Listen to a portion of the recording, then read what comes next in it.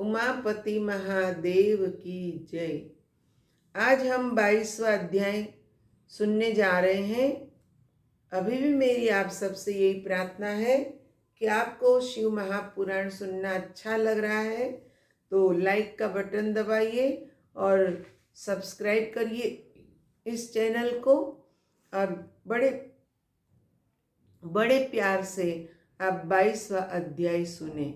ब्रह्मा जी बोले, हे नारद, सबसे पहले विष्णु जी ने दोनों हाथ जोड़कर स्तुति करते हुए कहा, हे ईश्वर, आपकी स्तुति वेद भी नहीं कर सकते।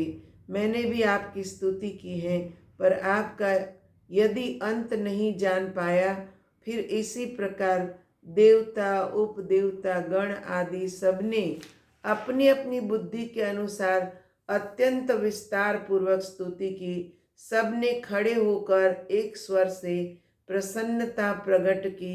तब शिव जी सबकी प्रीति देखकर अत्यंत प्रसन्न हुए। शंकर जी यह देखकर अति प्रसन्न होकर बोले, तुम सब लोगों ने की जो भी इच्छा हो उसे प्रकट करो, मैं उसकी पूर्ति करूंगा। यह सुन सब हाथ जोड़कर बोले, हे प्रभु, आपके वचनों से ही हम तृप्त हो गए, हमारे सब कलेश दूर हो गए हैं। इसके अतिरिक्त अब कौन सी ऐसी वस्तु है जिसको हम आपसे मांगे? आपसे क्या छिपा है? फिर भी हम सबकी एक इच्छा है कि हम सब सदा आपकी भक्ति में लिप्त रहे तथा आपके चरणों की इच्छा किया करें। हमको कोई भय नहीं हो और आप हमारे सब अपराध क्षमा करें। जब दानव हमारा अपमान करे उस समय हमारे दुखों को दूर करे। सब लोग इतना कहकर चुप हो गए।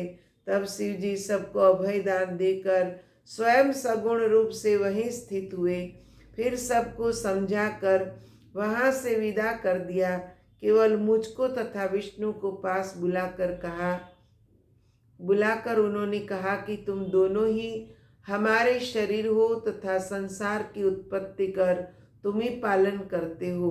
अस्तु, जब तुमको कोई दुख होगा तब हम तुम्हारी रक्षा करेंगे। अब तुम दोनों अपने लोकों को सुखपूर्वक चले जाओ। यह सुनकर हम दोनों उनसे भक्ति मांग और विदा होकर चले आए।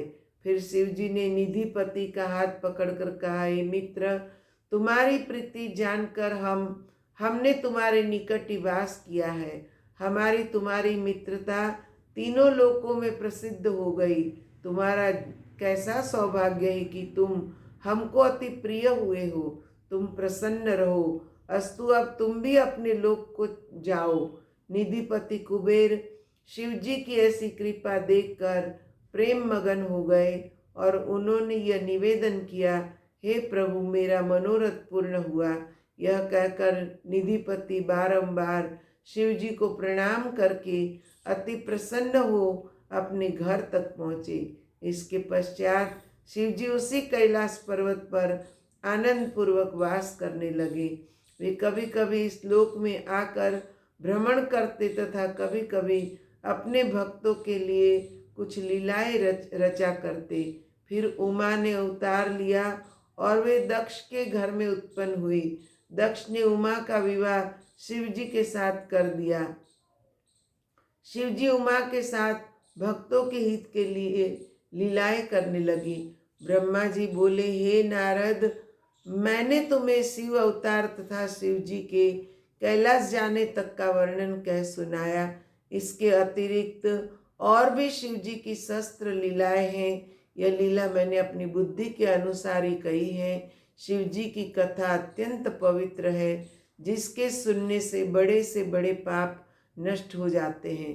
जो इसका स्मरण करता है, इसके समस्त शोक तथा दुख नष्ट हो जाते हैं। जो मनुष्य शिव प्रीति से युक्त होकर इस कथा का पाठ करेगा, उसको धन तथा संतान की प्राप्ति होगी। इति श्री शिव पुराणे श्री शिव विलासे उत्तरखंड भाषायां ब्रह्मा नारद संवादे प्रथम खंड समाप्त हुआ। बोल श्री कृष्ण कन्हैया लाल की जय। उमापति महादेव की जय। देखिए सज्जनों, शिव महापुराण के 11 खंड हैं। उसमें से हमने आज प्रथम खंड के 22 अध्याय पूर्ण किए हैं। कल हम दूसरा खंड का पहला अध्याय सुनेंगे। आप लोगों का प्यार मिलता रहे, यही आप सबसे नम्र प्रार्थना है।